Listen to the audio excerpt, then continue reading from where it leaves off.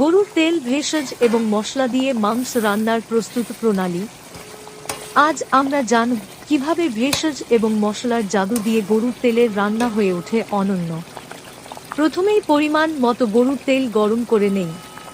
তেলের উপর আস্তে আস্তে ভেসে ওঠে হালকা ধোঁয়ার মৃদু সুবাস। এরপর যোগ করি পরিমাণ মতো আদা, রসুন এবং পেঁয়াজের মিহি পেস্ট। কড়ায় শুরু হয় তাদের মেলবন্ধনের এক মধুর গান। তাতে যোগ করি পরিমাণ মতো লবঙ্গ, দারুচিনি, এলাচ আর তেজপাতা।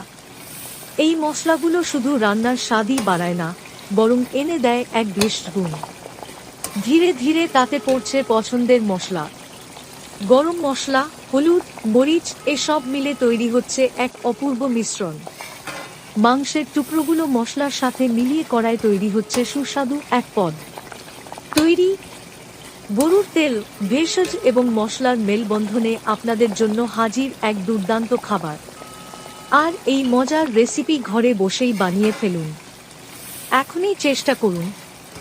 ফেসবুকে আমাদের ফলো করুন এবং শেয়ার করতে ভুলবেন না।